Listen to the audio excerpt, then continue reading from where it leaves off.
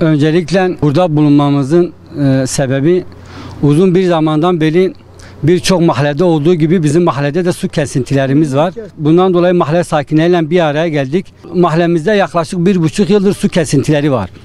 Ve bu su kesintileriyle ilgili birçok platformda ondan sonra yerel mercilerle görüşmemize rağmen sorunlarımızın çözüleceğini söylediler. Ama maalesef bu sorunlarımız daha da devam ediyor. Vatandaş artık bu su probleminin bir an önce giderilmesini istiyor. Bundan 5-6 ay önce akşam saat 10 ve sabah saat 4.30 sıralarında kesen suyumuz yaklaşık 6 aydır sabah saat 8'den bazen saat 1'e kadar 2'ye kadar aynı şekilde devam ediyor. İnsanlar bu soğuk havalarda depolarını çalıştıramıyor. Makinelerinde bozulduğunu iddia eden vatandaşlarımız var. Ama belediyeyle görüştüğümüzde işte depoların olmadığından dolayı bu su azaldığını söylüyor ama başka mahallelerde görüyoruz depoları olmasına rağmen su kesintileri yaşayan sakinler var. Biz bir an önce bu su kesintilerinin bir an önce son bulması istiyoruz. Bingöl gibi bir yerde yani ismine layık olan her tarafında sular olmasına rağmen biz böyle bir su kesintilerini kabul etmiyoruz. Belediyenin öncelikle ilk etapta bu su kesintilerinin son bulmasını istiyoruz. Çünkü biz artık sürekli bu işlerle uğraşmaktan sıkıldık. Her gün mahalle sakinleri bizi arıyor, sularının kesildiğini söylüyor, ihtiyaçlarının giderilmediğini söylüyor. Su yemeden, içmeden daha öncelikli bir meseledir. Biz buradan başkanımıza bir çağrıda bulunmak istiyoruz.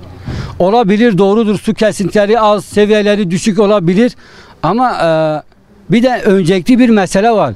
Bazen daha ilk etapta çözülmesi gereken şeylere ağırlık verirlerse en azından bu 6 ay 7 ay içerisinde geçici bir çözüm bulsunlar. Daha sonra getirmesi gereken suyu tekrar getirsinler. Ama biz sürekli bu işlerle uğraşmaktan artık sıkıldık. Yani bir an önce bu su kesintilerimizin çözülmesini talep ediyoruz. Sağ olun, var olun. Şimdi sıkıntımız çoktur. Su bulamıyoruz.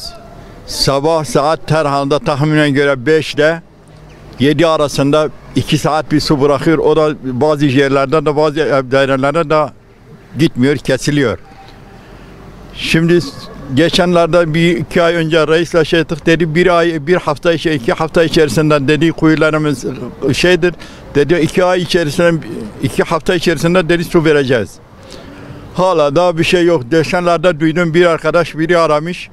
Su şebekesini aramış, demiş kimsiniz, demiş ben bu mahallede durumum budur, demiş biz muhatap değiliz, muhatabınız başka şeydir, muhatap yok, ona gidiyorsun muhatap yok, ona gidiyorsun muhatap yok. Sıkıntı da çok.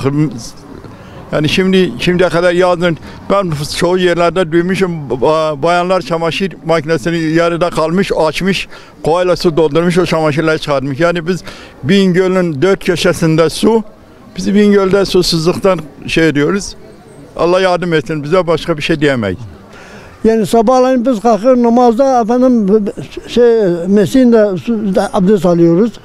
Ondan sonra su akmıyor. 8.30'a 7.30'dan biraz akıntı oluyor. Yani küçük kutu dolduruyor 5 kiloluk. Ondan sonra kesiliyorlar. 8.30'dan sonra kesiliyor.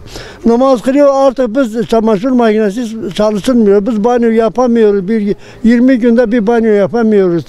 Efendim mesela bizim memleketimiz her taraf su var. Yani çok sıkıntı çekiyoruz. Bingöl ismi Bingöl'dür. Her taraf su var. Velhasıl bizim mahalle hepsi sıkıntıdadır. Allah yardım etsin. Şimdi herkes aynı derttedir. Dert budur, dert sudur. Başka bir şey değil. Burada toplanan arkadaşlar sesini çıkartmak için sudur. Suyun sıkıntısı çekiyoruz. Şey budur.